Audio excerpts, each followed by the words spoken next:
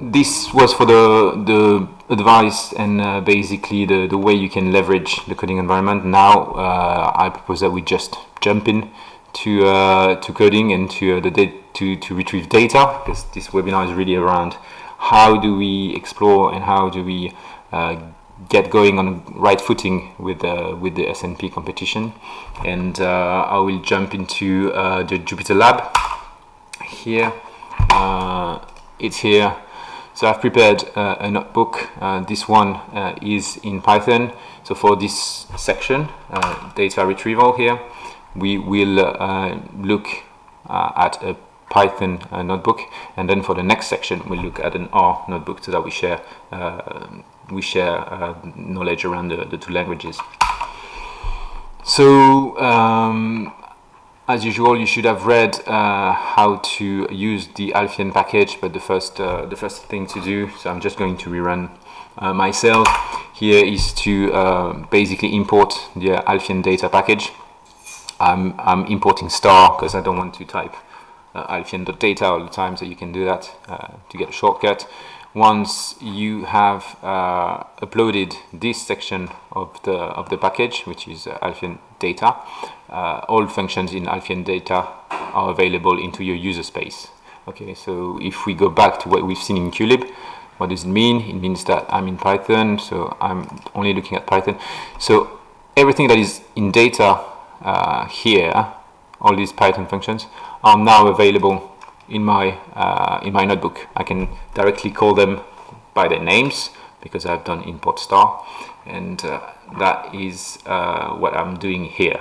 So one of the functions here is called get tickers S&P 500, and let's check it out.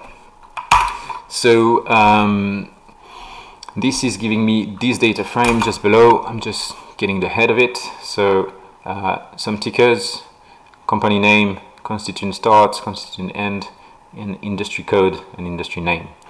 So let's go through it. Ticker is the standard in finance when you want to have an ID for a stock or a security in general. The security has a ticker. It's standard in the industry. So whenever you want to designate a specific time series, you're going to call it by its ticker. The name is equivalent to the ticker. It's unique. One ticker is one name. Constituent start. This is quite key. It means that basically, as we're dealing with the S&P index, there is an inclusion in the index, and the inclusion in the index starts at that date, basically. So we see that Apple was included. Apple was included here in 1982. It's a pretty long inclusion. But other companies like Advanced Auto Parts, they've only been included in the S&P in 2015. So prior to that date, the stock was existing, but it was not in the S&P. So what does it mean? It means that for this competition, you need to invest in S&P stocks. If the stock is not included in the index, then you cannot invest in it. And so we'll see later that it's important to know at any stage if a stock is inside the S&P 500. Same with the constitution end. So this one is the reverse. Alcoa started to be in the S&P 500 in 1970, but it dropped out in 2016. So that's the same. Doesn't mean that the stock went bankrupt. Maybe it went, maybe it didn't. But what we are sure of with this information is that from 2016 October, end of October, you cannot invest in it anymore. Now we will cover this slightly later in the presentation, but it doesn't impede Alcoa from coming back into the S&P slightly at a later date. So we'll cover that later. And then we have the industry code and industry names. Here you can see these numbers. They look quite big, and I don't see much pattern in them, but we'll see below that we can make sense of them. This is just the letter representation of that code. So we'll cover that slightly later. So this is basically what we have: tickers and company names. So it's on the same row in this text, because they're basically the same. Constituent start and constituent ends, indeed, that's the span during which the stock was within the S&P 500. Obviously, if there is a null here, it means that it never dropped out. Okay, so you can assume, and you have to assume basically, that it's at the end of 2016 the stock is still in the S&P. What do I do next? What do I do next is I extract this ticker column here, and I'm just checking the structure of this table. How many unique tickers do I have? Obviously in Python set is going to retrieve the unique values there, and I see there are 667 unique stocks that are in this table. However, here we go, this table has 679 rows, so there are 12 stocks. That seems to be duplicated. They are duplicates. So why is that the case? Well, it's the case because, as I said before, this stock, for example, dropped out from the index in 2016. But it doesn't mean that it cannot be included at a later date. Now, given the structure of this table, how do we materialize a new inclusion? Well, we have to add a new row with the same ticker, but obviously a different span. So you need to account for this. You need to make sure that you understand that it doesn't mean that there is a mistake and that the ticker has been duplicated. It means that it's been included, excluded, and then included again. So you need to be able to handle this in your payouts. So as I said during my introduction, we encourage you to always work with samples. So here I'm just taking a small subset, only the 50 first stocks, and we're going to jump into basically getting the history of them. So let's have a look at something, but first what I want to do is to just start a new kernel here. We can start a new Python kernel, and what we're going to do is do exactly what we've done here. I'm just going to import the data from there. Here we go, and from here I can call the get history function. I will show you in a minute why I'm doing this. Here I'm interested in this get history. So we just by the name we know that it's going to give you some history data, but we'll see a bit more into details how we can know what it's doing.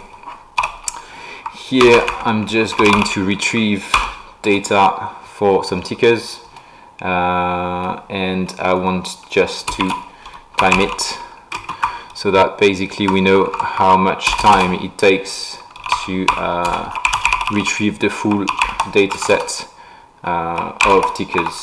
So here I'm just saying give me all the tickers that are available in the get ticker function, this one, and give me the whole history over all these fields: open, high, low, close, volume, and then what we call BB Live is the adjusted close price. Okay, so I'm just going to let that run, and it's going to time it, and we'll be back to it.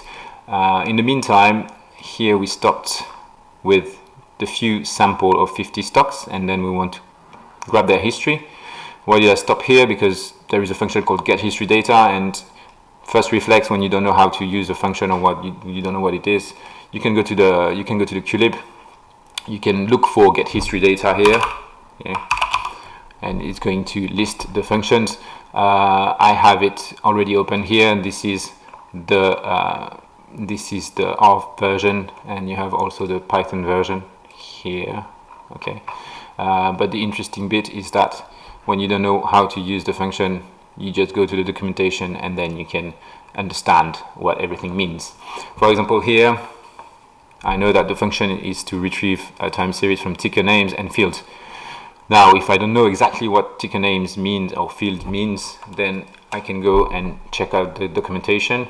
We're going back to the knowledge base I was referring to before, and here there is a page called cheat sheet for data access, And if you read here on the menu, you'll see that there is an available data type, and actually what is interesting to me is data field. If I go to data field, here we're dealing with securities that are equities. Okay, so that's here, that's the equity. We're not dealing with building blocks. You can check out what building blocks are on the platform, but usually it's future contracts that are rolled. This is not the object here. We are looking at equities, and so for equities, what is it telling me? The field convention is that you can have open price, high price, low price, close price, BB live, or volume. Okay, and there are a few examples here of how to use that. So I just wanted to show you that documentation is there if you don't understand something. Let's go back to this. So I know how to call it. I know that the fields can be open, high, low, close, volume. So this is a quite handy shortcut to get everything at once, basically in one field. And then BB live, as we said, is the adjusted close. Here we go. So that's open, high, low, close, volume, and BB live. That's 6 fields. Okay, 6 fields. So I'm just going to request that, and then get the tail of it. I don't need to retrieve it now because it's already there. But I can see directly that if I show the table, the format is I can see the ticker dot, and then I can see the field. Ticker dot field, ticker dot field, ticker dot field. So I know that it's going to be in columns. The dimension is going to be number of tickers times number of fields, basically. And here I have some dates. Here I've displayed the tail, but if I display the head, I can see the beginning of the time series. And that's basically the data set we have at our disposal. Now, if we go back here, I can see that I could retrieve the full history across all tickers. So we said 600 odds tickers, 670 tickers, something like that, in around 24 seconds. Okay, I've done that, and now data here is inside my RAM. Okay, and I still have plenty of RAM. So the full data set is here of stock prices across all the available fields. Let me repeat, the available fields are open, high, low, close, and adjusted close, and volume. So 6 fields across 670-ish stocks, and RAM is still plenty of room. Now I can just kill that. Just a tip here, I can see I have 1, 2, 3 things that are running. If I go in this icon here, I can see all the kernels that are running at the moment. What is a kernel? A kernel is just a Python or R program that is interpreting the language. So I don't need to have this anymore. It was just to show you that you need around 20-25 seconds to retrieve everything, and then from there, once it's in your RAM, then you can obviously do more transformation on that and build strategies. So that will be for the later stage, the mature stage, as I call it. If we kill that, we see that this drops, and look, the RAM gets freed. Okay, so basically the full data set took something like 400 megs. So there is plenty of room with 4 gigs to be able to construct a portfolio. Here, so the data set looks like this. You have understood the structure, ticker.fields, and it goes across. Here I have only 300 stock, but you can do the same for the full data set. So that's really price data. Now we could see above that we have a bit more information on price. We have also industry.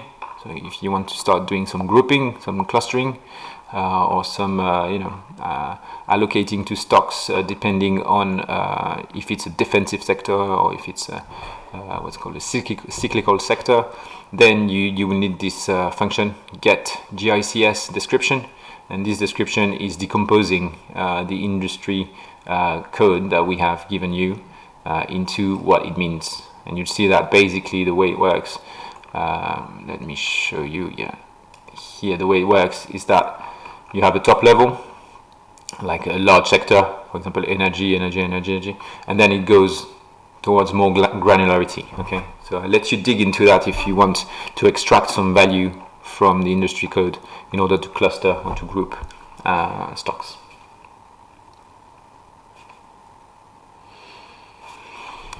Right. I think just to emphasize, because we're having a few questions about this, about stock prices, the only fields that you have at your disposal are open, high, low, close, volume, and then adjusted close, which we call BB Live. Okay, so that's 6 fields. There is nothing more. So this is the data set concerning the stocks.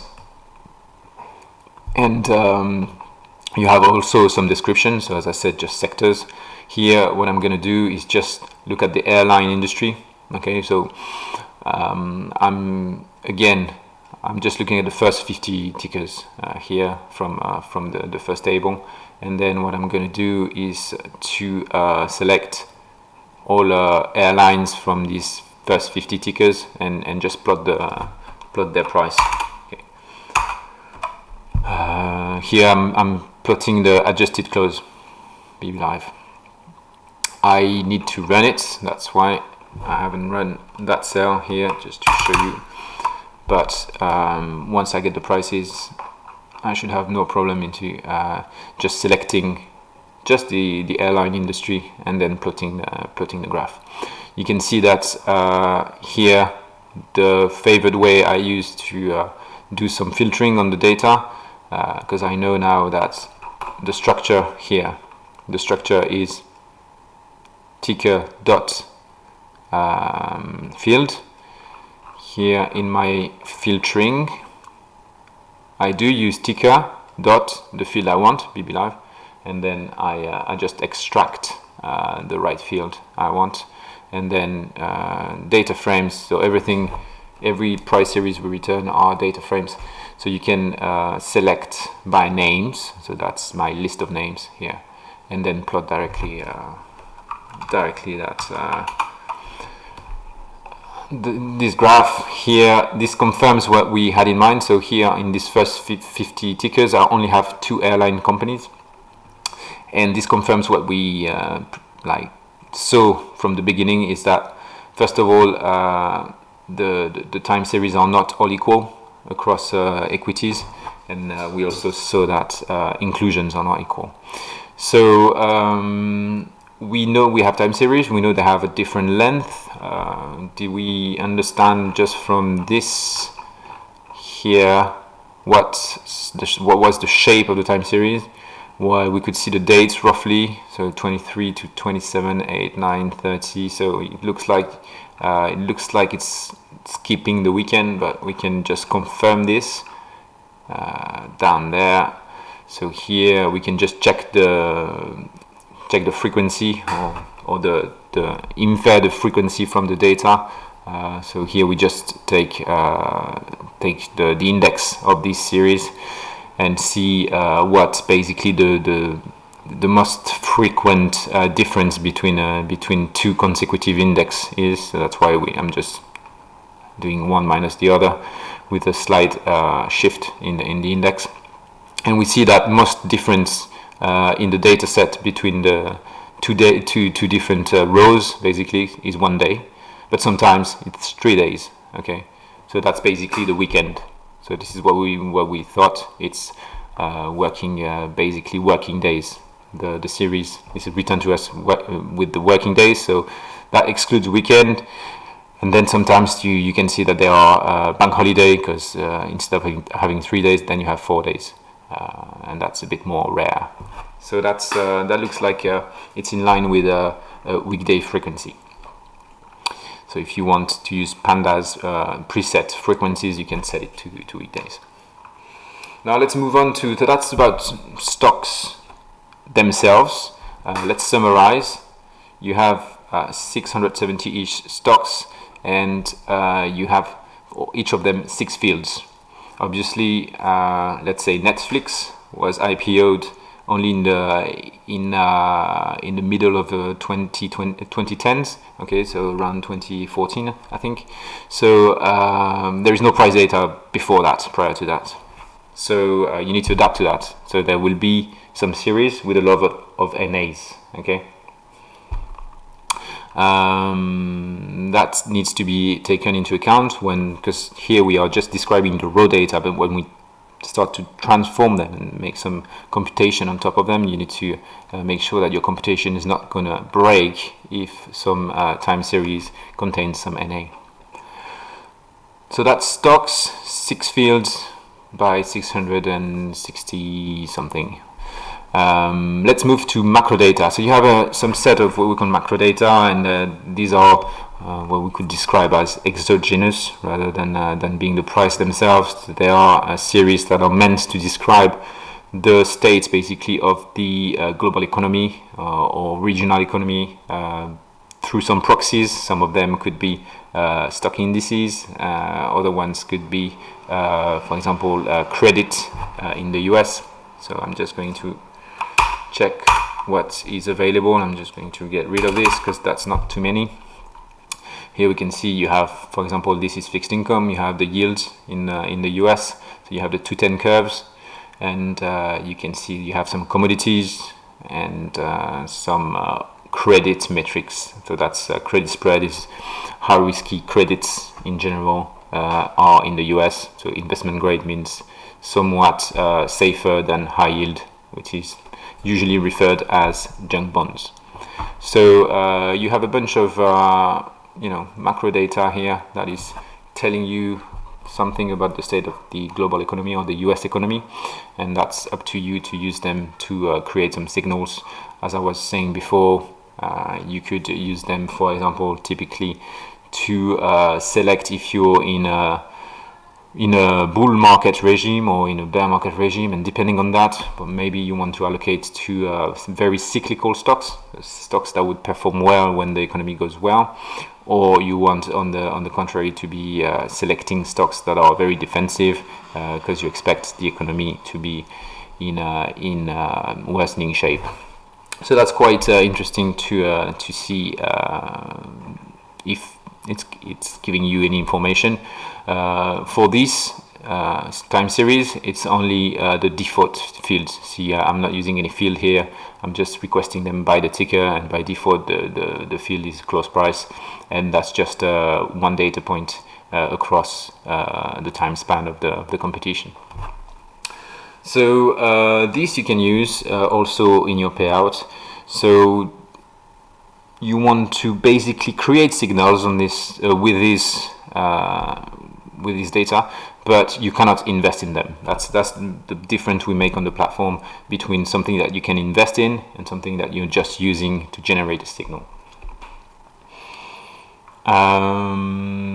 Let's move on to this part, which is basically around what it is that you will need to do in the competition. And as we've seen before, the first ticker table gives you the components of the S&P, but you need to only invest in stocks that are part of the index. Okay, so what it means is that you will need to exclude stocks that are not part of the index as of when you want to invest. I've seen a question go through asking about the composition of the portfolio, the S&P 500 at the beginning of the year. Apologies about this, but this is not what you need to do. You need to do according to the table that we have given you in the tickers function up there, get tickers S&P 500, and that tells you if the stock is within the S&P or not, and you can only invest in stocks that are in the S&P. So this means that it's adding some sort of constraint in terms of how you can select your stocks.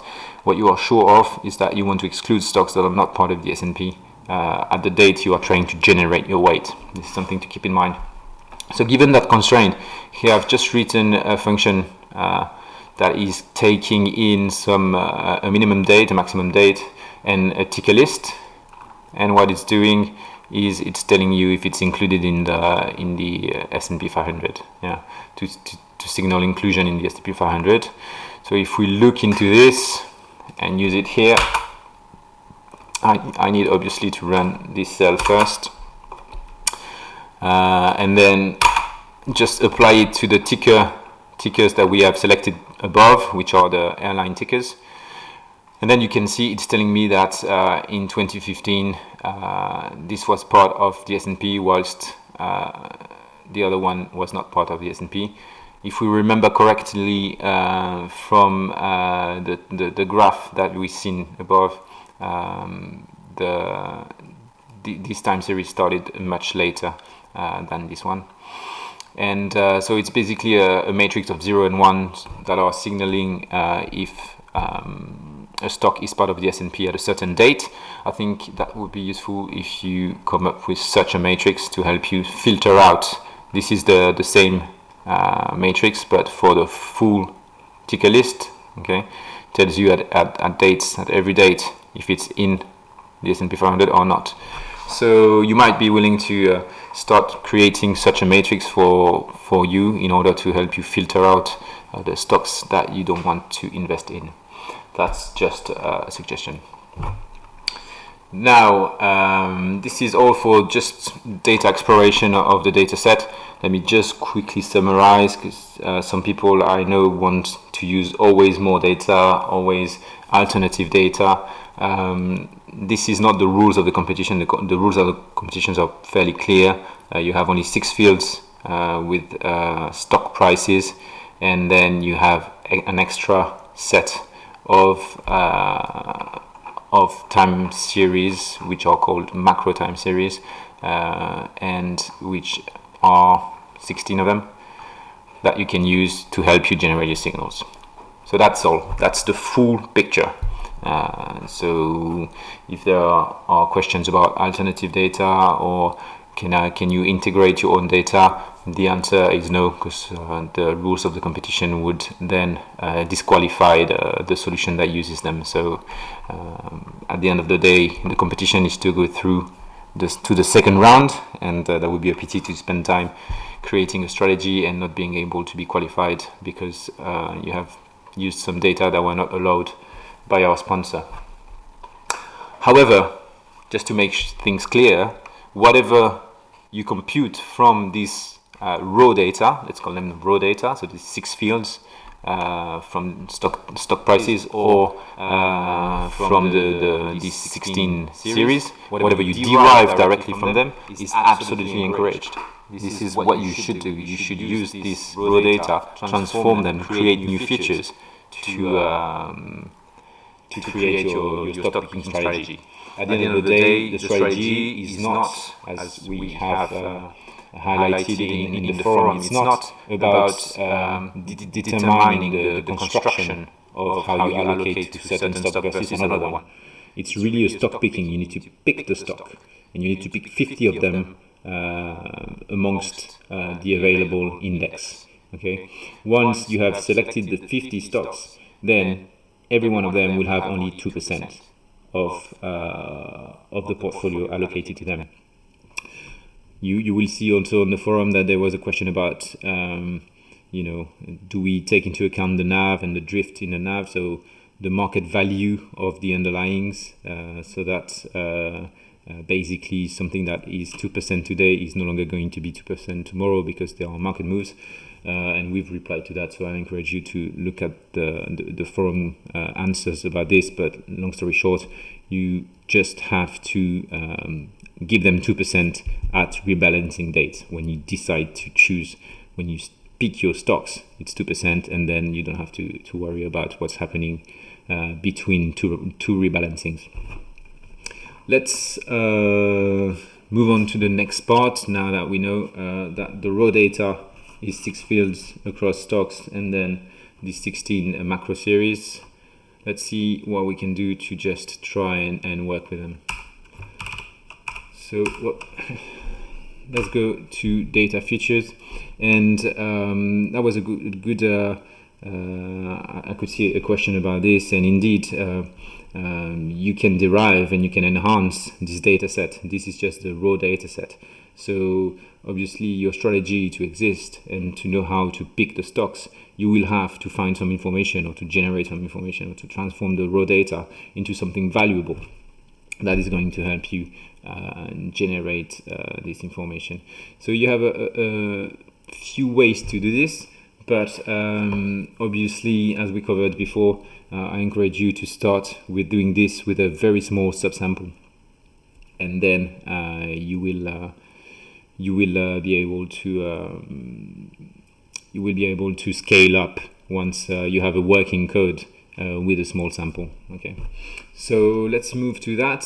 As I was saying before, I'm going to switch from the Python notebook to the R notebook now, so that I can show you a nice function that we have, which allows you to manipulate data and basically to subset data in order to apply some features to it.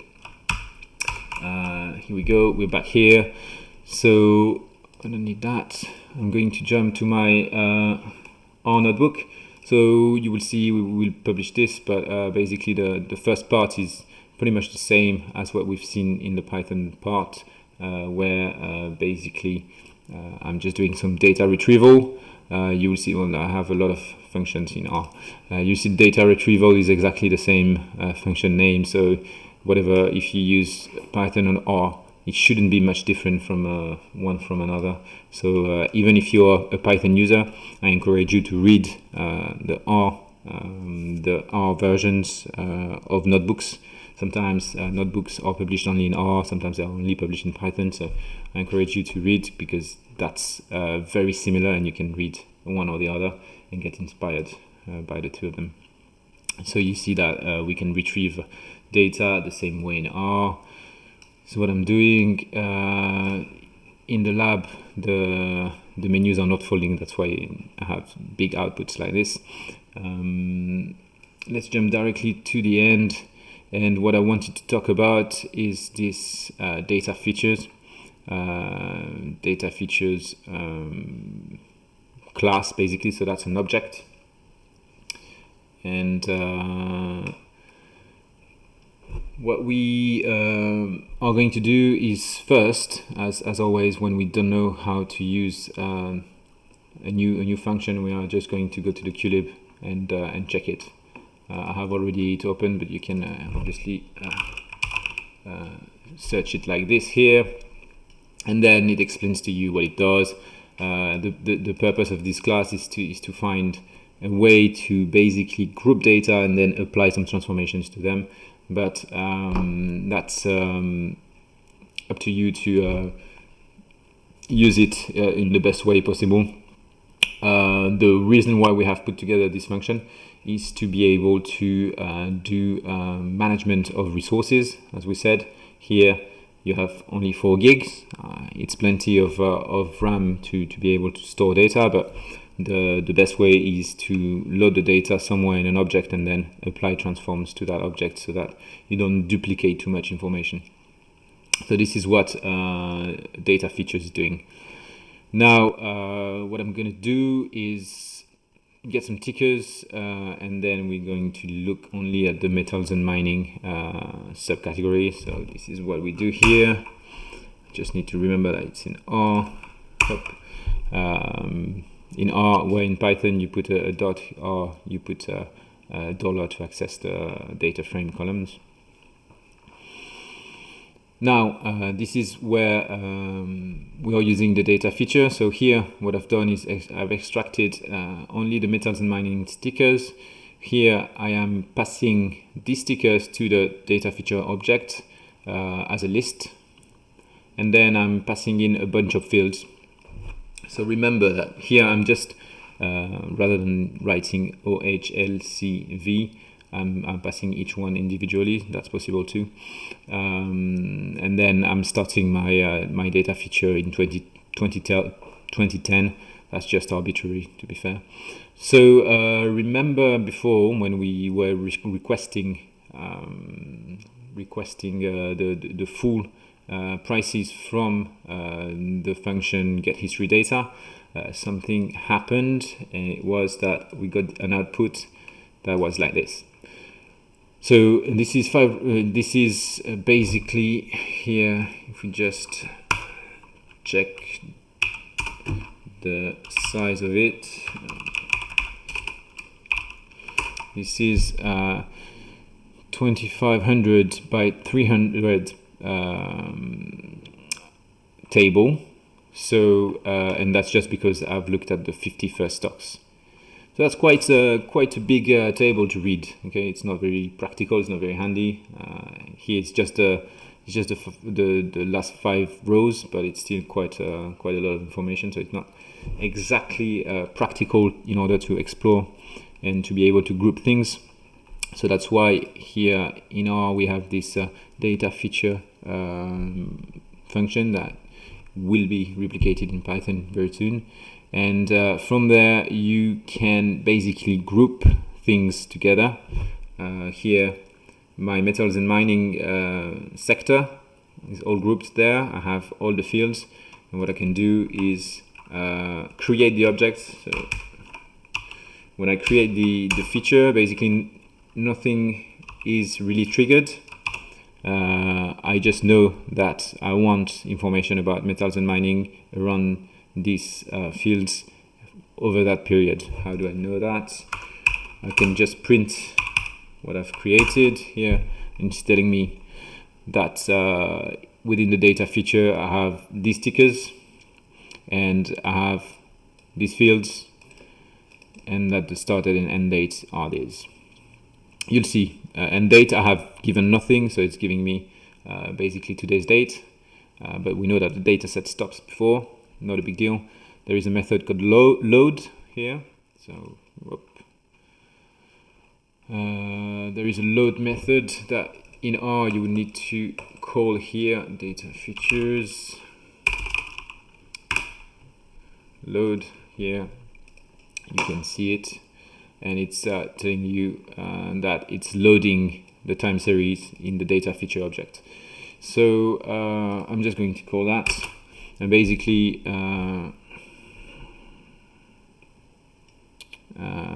that's just this is just a warning. So it looks impressive in the notebook because it's red, but a warning in R is just a message. It's just informational. It's not blocking. So this is still doing something.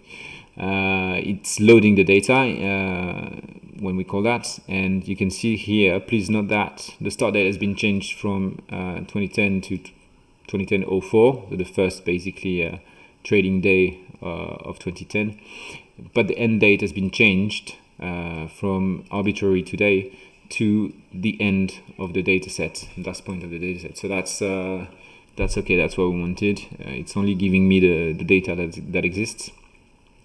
And then what you can do is start building some subsets from that. So here, so that's just because R has very small plots, so that's just about plot sizes. But here, what I'm going to do is use another function called data feature subset, which is going to take this data feature and is going to create a subset. And so it's taking the data feature, and then I'm just saying I just want the close price, because if I start graphing everything on the same plot from what I requested, open, high, low, close, volume over all these tickers, then I'm going to end up having a plot that is absolutely no use. It's going to be cluttered. There's going to be too many series, and it's not going to be readable. So instead of that, I'm saying, okay, just give me a subset of this frame with the close price, and I want to plot it. I want to use this keyword, which is rebase all. Again, when you don't know how to use something, go to the QLib. Here we're using a plot of a data feature.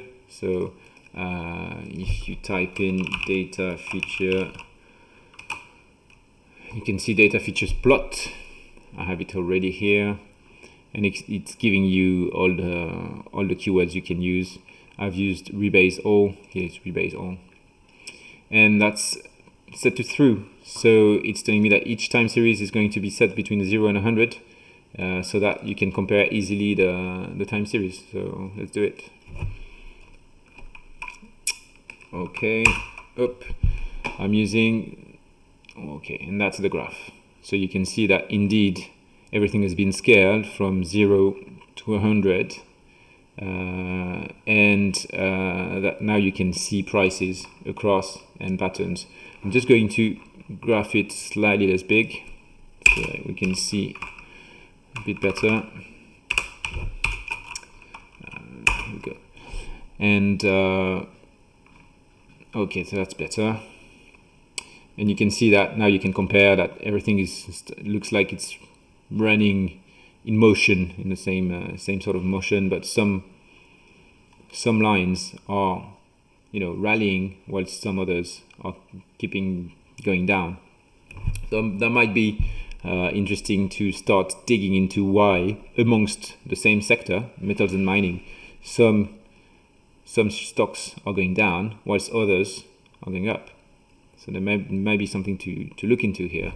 How can you cluster, how can you group the ones that, for example, the blue and the red, and potentially the pink, you want to group them together, whilst the ones that are going down, this bunch here, you probably want to group them together too, and have a different allocation depending on what's happening to the markets. So that's just one subsample I have created, but you can create obviously many more. Have a play with it. Here I'm just using close price with field, but you can see that there are other dimensions in the data feature. You have tickers too, so you could subsample. You can create a data feature object, send every ticker from the ticker universe, and then subsample specific tickers that you want with a subset function here. Have only a list that you have pre-selected, plot them together to see how they go. And then you can use these basically if you look into the data feature. So we call it df or df1. If we call it df1, in R you can access an object by doing this, and then there is an attribute in R. It's called a slot. That's called pxs, prices. Here we go. Just going to do that. And it's giving me prices basically. So this object contains the prices, the close prices of, let me just get them in a smaller, all the tickers of this object and only the close price. So that's a nice way to start grouping things together and just to start to do clustering. And then you can potentially apply transforms. Thanks to this data feature, you can apply transforms to only close prices rather than applying, let's say you want to compute a moving average. You might want to compute the moving average for the close price, but you might think it's not a good idea to compute it for the high or the low. So you can select the fields you want to use and start applying some transforms.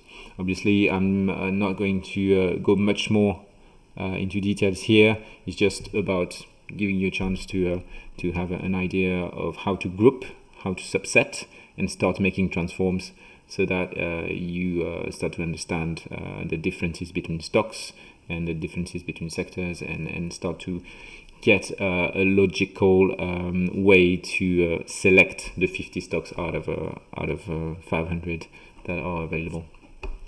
So I'm just going to stop here for the coding part. Just give it a play and check if it makes sense. Obviously, if you need us to look at functions or if you have a request, please post on the forum and we'll answer them.